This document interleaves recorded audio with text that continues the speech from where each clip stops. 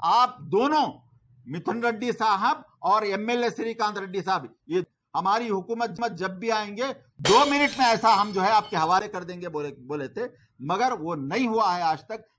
और हमारी मस्जिद का लैंड आज भी वैसे ही पेंडिंग है, जिसका ऐलान जो है ऑनरेबल सीएम साहब कर चुके। ఎన్నికలప్పుడు నేను చెప్పా, రాయచోటిలో ఏదైతే ఎప్పటి నుంచో వక్ఫ్ బోర్డు మరియు ఎడ్యుకేషన్ డిపార్ట్మెంట్ మధ్య వివాదంగా ఉన్న 4 ఎకరాల స్థలంను ముస్లింల అభ్యున్నతి కోసం వక్ఫ్ బోర్డుకు ఇవ్వడం జరుగుతుంది అని చెప్పడం జరిగింది। అస్సలాము అలైకుం వరహమతుల్లాहि వబరకాతుహు।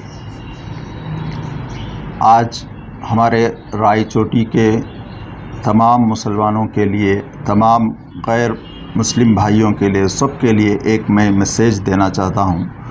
वो ये है कि हम जिस वक्त मस्जिद की कमेटी की ज़िम्मेदारी निभा रहे थे, उस वक्त हम कुछ काम सोशल एक्टिविटी के वास्ते हम जो है दोनों साइड से, एक जो है गवर्नमेंट को और एक जो है जो अपोजिशन था, दोनों को अप्रोच करके हम 2 प्रोग्राम रायचोटी में लाने के वास्ते बहुत इंसिस्ट करे थे। और वो काम के ताल्लुक़ से हमारा दिल्ली भी सफ़र हुआ था और दिल्ली में हामी भी हमको भरी गई थी कि जो है उसमें नंबर 1 जो है माइनॉरिटी के बजट के अंडर में पूरे साउथ इंडिया से हम एक वाहिद शख्स थे जो 10 करोड़ का प्रोजेक्ट लेके गए थे मैटरनिटी हस्पताल के वास्ते।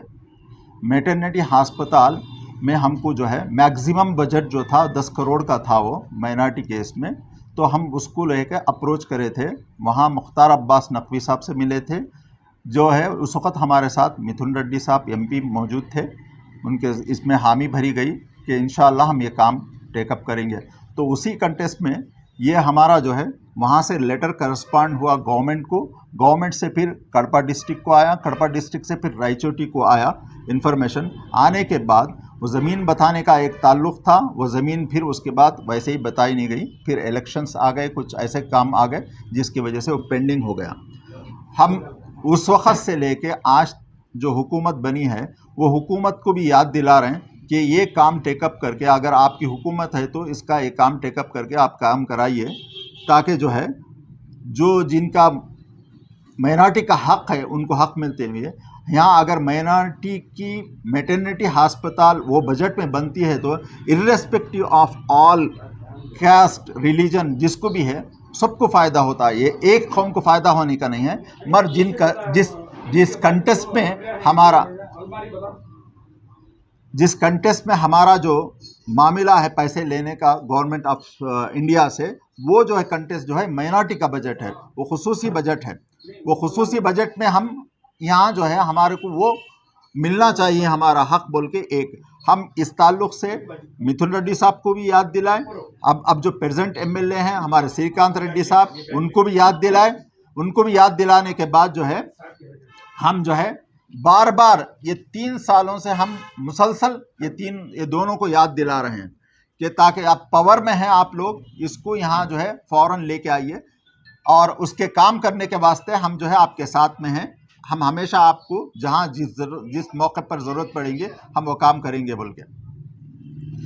और दूसरी चीज़, एक आयुष का सेंटर, रिसर्च सेंटर कड़पे में लाने की हम कोशिश करे थे, जिसमें 25 एकड़ ज़मीन अलॉट की गई। उस वक़्त के डिस्ट्रिक्ट कलेक्टर साहब के साथ मौजूदगी में ज़मीन अलॉट हुई, जिसमें आरडीओ एमआरओ कड़पे के ये दोनों हमारे साथ आए। ये दोनों हमारे साथ आने के बाद वो ज़मीन बताई गई जो रिम्स के बाजू की ज़मीन है। रिम्स के बाजू की ज़मीन हमको वो बताई गई बेहतरीन ज़मीन थी जो कल्टीवेशन कर सकते थे, मगर वो मामला ऐसा पेश आ गया कि जो है कुछ लोग इसका क्रेडिट इस पॉलिटिकल पार्टी को जाता, कुछ लोग हैं ये पॉलिटिकल पार्टी को इसका क्रेडिट जाता बोल के उसको जो है दफन कर दिए। फिर हम उसको उठाने की कोशिश करिए। इस कंटेस्ट में जो है फिर हम मिथुन रेड्डी साहब के पास अप्रोच करें, दिल्ली पहुंचे, फिर हम वो बात भी याद दिलाए कि अब जो है ये काम टेकअप हुआ था। उस कंटेस्ट में क्या करना चाहिए बोल के मिथुन साहब पूछे तो हम बोले हमारे जो एपी स्टेट के हेल्थ मिनिस्टर्स हैं उनसे एक हमको जो अश्योरेंस का एक लेटर चाहिए था, वो अश्योरेंस का लेटर अगर मिल गया तो ये काम टेकअप हो सकता है बोल के। वो काम के ताल्लुक से फिर हमारे मिथुन रेड्डी साहब हमको बोले आप जो है श्रीकांत रेड्डी साहब से मिलके बात करके ये कराइए काम ऐसा। हम इनको आके बार बार रिमाइंड करें, अब तक वो काम टेकअप नहीं हुआ। ये हमारी शिकायत है। हमारी इस वक्त जो भी गवर्नमेंट है इस वक्त, वो गवर्नमेंट से हमारी शिकायत है, और ये शिकायत जायज़ शिकायत है हमारी।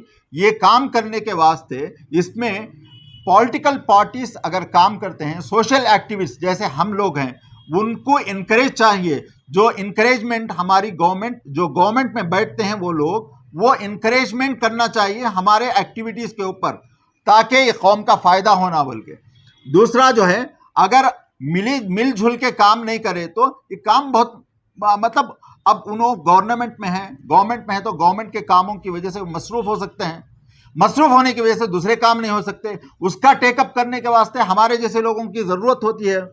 जहां जो है इर्रेस्पेक्टिव ऑफ पॉलिटिकल पार्टीज, जो भी पॉलिटिकल पार्टीज मौजूद रहते हैं पावर में, वो पॉलिटिकल पार्टीज सोशल एक्टिविस्ट को, सोशल कामों को करने में मदद करना चाहिए। यहाँ जो है किसी को यहाँ उंगली बता के आप ऐसे हैं आप ऐसे हैं बताने की ज़रूरत नहीं है। मैं अभी भी हमारी गवर्नमेंट से दरख्वास्त करता हूँ कि आप जो है, जो डिले कर दी हैं, ऑलरेडी 3 साल गुजर चुके हैं, ये कामों को टेकअप करने में नहीं लिए। और एक चीज़ याद दिलाना चाहता हूँ, एक सीएम साहब, ऑनरेबल चीफ मिनिस्टर जो थे, क्या नाम था हमारे, चंद्रबाबू नायडू साहब, उस वक्त वो अपने मैनिफेस्टो में लिखे थे इस्लामिक बैंकिंग सिस्टम लाएंगे बोल के, नंबर 1।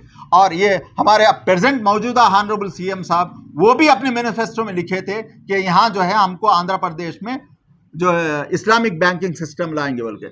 पहले चीज़ जो है मैं ये बताना चाहता हूँ, सबको बताना चाहता हूँ, इस्लामिक बैंकिंग सिस्टम का वो जो इश्यू है, लोग समझते हैं आरबीआई का परमिशन होना, ये इस्लामिक बैंकिंग का सिस्टम ये अलग है। यहाँ जो है आंध्र प्रदेश में 1995 में एक एक्ट बना, वो म्यूचुअल एडेड सोसाइटी एक्ट बना। दूसरे स्टेट में बहुत सारी जगह वो म्यूचुअल एडेड सोसाइटी एक्ट नहीं है, मगर हमारी किस्मत अच्छी है, उस वक्त के 1995 में जो एक्ट बना वो आज भी इन फोर्स है। उसको लेके जहां जो है हम अपने उसमें रूल्स फ्रेम कर सकते हैं, कि भाई यहाँ जो है हमको इसमें वो नहीं लेना है, क्या कहते हैं, सूद नहीं लेना है, उसका हम इनकारपोरेट कर सकते हैं। हमको इस तरह से चलाना है, वो खुद हम जो है रूल्स फ्रेम करके सबमिट कर सकते हैं। और म्यूचुअल एडेड सोसाइटी एक्ट के अंदर में माइक्रो फाइनेंस सिस्टम जो इस्लामिक रूल्स के तहत में हम इंप्लीमेंट करा सकते हैं। ये बात का जो है मैं बार बार हमारे चंद्रबाबू नायडू साहब के सामने भी रखा, और हमारे जगन मोहन रेड्डी साहब के सामने हम बात ये लेके जाना चाह रहे थे, जिसकी जिम्मेदारी जो है हमारे मिस्टर श्रीकांत रेड्डी साहब एमएलए साहब लिए थे, मगर आज तक हमारे को फिर ले आके नहीं मिला है। पावर से पहले मिला है, मगर पावर के बाद जो है आज तक हमको नहीं मिला है। हमारी शिकायत है ये जो है गवर्नमेंट और प्राइवेट पार्टिसिपेशन के साथ में अगर 100 करोड़ या 150 करोड़ का बजट अगर सैंक्शन करते हैं, तो यहाँ जो है, यहाँ माइनॉरिटी के लिए ये बगैर सूद का मामला एक लंबे अरसे तक चल सकता है, जिसके लिए हम टेक्निकल सपोर्ट प्रोवाइड करने के वास्ते भी तैयार हैं। एक सिस्टम ऐसा जो है वो चलता है गुंटूर में चलता है, वो 3 लाख से शुरू हुआ था, तकरीबन 2-2.5-3 लाख से शुरू हुआ था, आज 3 करोड़ का बिजनेस कर रहे हैं। उसी की मिसाल दे के बोले वहाँ के लोगों को भी हम मिला के आपको जो है ये आपके तक मैसेज पहुंचाकर इसको टेकअप करिए बोल के। अब जो है कैसा है, जो भी पॉलिटिकल पार्टी पावर में आती, वो पॉलिटिकल पार्टी पावर में आ जाने के बाद कॉमन आदमी के रीच आउट से बाहर हो जाते हैं। ये बहुत बड़ी शिकायत है हमारी।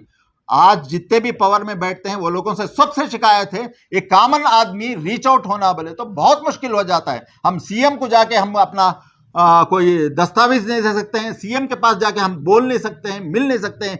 आज जगन मोहन रेड्डी साहब के वालिद साहब अगर जिंदा हयात होते तो उनसे हमारी बहुत अच्छे ताल्लुकात थे। वो हमेशा जो है बुला के खांदे पे हाथ रख के बात करते थे, और जो भी मामूली से मामूली भी आदमी उनके पास पहुंचता था तो उसकी शिकायत को लेकर सुनते थे और जो है वो पेश करते थे। फिर उसके बाद ऑफिसरों को, कंसर्न ऑफिसरों को ये देखो बोलते थे। अगर वो परव्यू में आता था, गवर्नमेंट के अप्रूवल में हो सकता था, वो काम टेकअप होता था। अब ये मिस्टर जगन मोहन रेड्डी साहब से हमारी शिकायत है कि आप ये सिलसिला बरकरार रखना चाहिए था। आज 3 साल हो चुके हैं आपके पावर में आने के बाद से, आज तक एक कॉमन आदमी आपके पास पहुंचकर मैं खुद अपनी शिकायत अपनी आपके सामने इस सोशल मीडिया के थ्रू आपके सामने ये बात पहुंचाना चाहता हूं कि जो है आप हमारे को मौका नहीं दे रहे मिलने के वास्ते, नहीं तो हम जो है ये सब बातें आपके सामने रख के हल कराना चाह रहे थे। और हमारी मस्जिद का लैंड का इश्यू भी आज भी वैसे ही पेंडिंग है। स्टेटस को इसमें मस्जिद के इश्यू में अगर है तो स्टेटस को पूरी जमीन पे 12.51 एकड़ लैंड्स के ऊपर है स्टेटस को, मगर आप जो है श्रीकांत रेड्डी साहब जो है इसमें जो है दूसरे हिस्से में काम करा रहे हैं। हमारे को कलेक्टर साहब ले लो बोल के बोले हैं, बोल के मेरे पास इंफॉर्मेशन है, ये कहां तक सही है क्या है वो इस वक्त की मौजूदा मेजरिंग कमेटी समझ सकती है। वो कमेटी आज हमारे जो 4 एकड़ जमीन इससे पहले तेलुगु देशम हुकूमत में अलॉट हुए थे, वो किसी वजह से जो है इस हुकूमत में आके हमारे हैंडओवर होना था, अभी तक नहीं है, जिसका ऐलान जो है ऑनरेबल सीएम साहब कर चुके हैं, ये जमीन दे देंगे बोल के। और उसके जिम्मे उससे मुताल्लिका पेपर पूरे मैं मिथुन रेड्डी साहब को सबमिट किया था। एक मरतबा मैं जिस वक्त उनके पास दिल्ली में था, नाश्ते के बाद ऐसा सीएम का फोन आया, हम क्या करना सर बोल के पूछे मेरे से। मेरे पास उस वक्त पैसे वो पेपरों की पूरी कॉपी थी, उनके हवाले किया। अब मौजूदा इसमें जो है 4 एकड़ जमीन आप दे सकते हैं और रेस्ट ऑफ द जमीन के ताल्लुक से आप दोनों मिथुन रेड्डी साहब और एमएलए श्रीकांत रेड्डी साहब ये दोनों मेरे से प्रॉमिस किए थे कि जो है पूरी जमीन 12.51 एकड़ जमीन जो है आपके हवाले कर देंगे बोल के हमारे से जो है आप प्रॉमिस करे थे। हमारी हुकूमत जब भी आएंगे 2 मिनट में ऐसा हम जो है आपके हवाले कर देंगे बोले थे, मगर वो नहीं हुआ है आज तक। मगर 4 एकड़ जमीन को भी हम जो है मुत्तफिका तौर पर, क्योंकि गांव में शांति भी होना और उन्नति भी होना और यहाँ जो है सब मिलजुला एक माहौल होना, हम नहीं चाहते कि यहाँ कोई ऐसा टेंशन हो जिसकी वजह से जो है बदअमनी पहले बोल के हम उसी दायरे में रह के काम कर रहे हैं। आज तक भी उसी हम कानून की इज्जत करते हुए काम कर रहे हैं, मगर हमारा हक मुसलमानों का वो मिलना चाहिए हमको। और यहाँ जो है कुंदरी के पास की जमीन के ताल्लुक से भी कुछ शयातीन जो है उसको बदमाशी के तौर पर यह करना चाह रहे हैं। आज मैं आपको इत्तला दे रहा हूं, वो कुंदरी का केस भी हम जीत के आ गए हैं, अल्हम्दुलिल्लाह हमारे फेवर में है वो केस इस वक्त, नहीं तो वरना जो है वो भी जो है हमारे हाथ से छूट गया था। बहरहाल इन चंद बातों से हमारी जो मौजूदा हुकूमत से अपील भी है और जो है हमारे मौजूदा लीडर वाईएसआरसीपी के जो लीडर हैं उनसे भी अपील है, दरखास्त है कि आप जल्द से जल्द ये कामों को आप जो है मुसलमानों का हक मुसलमानों के साथ दिलाइए, जिनका जो हक बनता है उनको वो दिलाइए, नंबर 1। और दूसरी जो हुकूमत दूसरी या हुकूमत आएंगी उनसे भी वैसे लीडरों से पॉलिटिकल लीडरों से हमारी दरखास्त है, आप भी हमारी बात पर गौर करें। आप जो है आप एक दूसरे को पॉलिटिकली आप राइवल होंगे, मगर हमारे ताल्लुक से हमारे हुकूक मत मारिए, हमारा हक हमारे को दिलाइए। आप जिस प्लेटफॉर्म पे से भी आप काम कर रहे होंगे आप काम करिए, आपके साथ हमारी नेक तमन्नाएं हैं, जो भी पार्टी आती उनके साथ हमारी नेक तमन्नाएं रहेंगी, मगर हमारे हुकूक के वास्ते हम बार बार ये सोशल मीडिया के थ्रू हो या किसी और जरिए से हो ये बात को राइज करते रहेंगे। बस इन्हीं चंद कलमा से मैं अपनी बात खत्म करता हूँ। शिकायत करने और बार बार रिमेंबर करते हैं उनको, उनसे क्या जवाब आया, लेकिन अब वो अभी उनके तरफ से अभी रिजल्ट नहीं आया, तो और फ्यूचर में क्या करने का इरादा? हम जो है मिथुन रेड्डी साहब को कई मरतबा बोलने के बाद जो है मिथुन रेड्डी साहब एक ही बोले कि यहाँ के लोकल एमएलए के साथ मिलके आप काम करिए सर, बोले अच्छी बात बोल के वो बात हम जो है हमारे यहाँ लोकल एमएलए को भी नोटिस में ला के बोले कि भाई इस तरह की बात है, आपका जब तक इंटेलिजेंस नहीं होगा इसमें वो काम नहीं हो सकता है। बल्कि इनको कई एक मरतबा मैं जहन नशीन कराया कि जो है हमको आपकी ज़रूरत है, आप ये काम कराइए, बोले अच्छी बात, मैं फ़लाने टाइम पे विजयवाड़ा जा रहा हूँ, आप आइए, ऐसा बोले। फिर उसके बाद हमारे को ये चीज़ें हो नहीं सकी। कल भी मुझे मिलने का वादा करे थे, कल मुझे टाइम देते देते उनका टाइम निकल गया। शायद हो सकता बिजी होंगे, हम कभी नेगेटिव नहीं जाते हैं, मगर पॉजिटिव सोच के साथ हो सकता उन्हें मसरूफ़ होंगे, उन्हें अपने कमिटमेंट्स होंगे, हमारे को टाइम नहीं दिए। आज हमको टाइम दे के 6 बजे का मिलने का टाइम दिए हैं, अब मिलते हैं या नहीं मिलते वो उनकी जिम्मेदारी है। कड़पे में जाके हम मिलने की कोशिश कर रहे हैं उनको, फिर इसी बात पे हम जो है ये चीज़ें बताना चाह रहे हैं। सर इसके अलावा जो हुकूमत से आने से पहले मुस्लिम माइनॉरिटीज़ को कई मैनिफेस्टो में कई वादे दे चुके हैं, वो ऐसे जैसे दुल्हन स्कीम है, माइनॉरिटी से वेलफेयर का ये लोन्स है वगैरह वगैरह सब कुछ भुला दिए। इसके बारे में आपका क्या कहना? जब हुकूमत, कोई भी हुकूमत होती है तो हुकूमत की जिम्मेदारी ये होती है जो जो प्रॉमिसेस करते हैं वो प्रॉमिसेस को फुलफ़िल करना।